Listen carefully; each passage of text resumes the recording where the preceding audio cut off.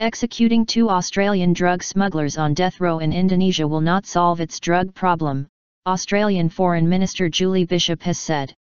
Australia would continue to work on behalf of Bali Nine smugglers Myuran Sukumaran and Andrew Chan, she said. The duo, sentenced to death in 2006 as ringleaders of the group, are expected to be executed by firing squad. Ms. Bishop's comments came after Indonesia executed 6 people for drug offences on Sunday. 5 of those executed were foreign nationals, from Brazil, the Netherlands, Malawi, Nigeria, and Vietnam. Brazil and the Netherlands have recalled their ambassadors from Indonesia in protest. But Indonesian President Joko Widodo has said he will not give clemency to any of the drug smugglers on death row. Sober reminder. Speaking on Sky News, Ms. Bishop said Australia would continue to point out to Indonesia that the 2 Australian men had gone to great lengths to rehabilitate themselves.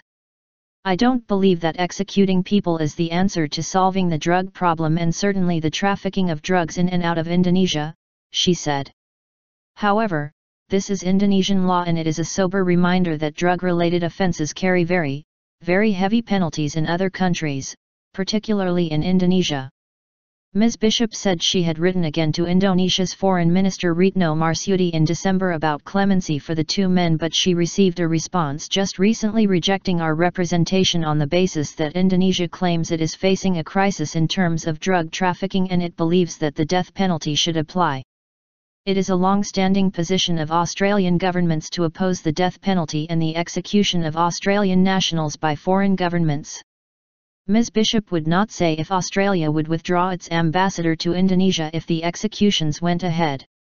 I won't go into, speculate as to what would happen should the Indonesian government carry through its threat to execute Australians. She said she had met the families of the 2 men on the weekend and they are hoping and praying that there will be clemency. The 8 men and 1 woman of the Bali Nine were aged between 18 and 28 at the time of their arrests.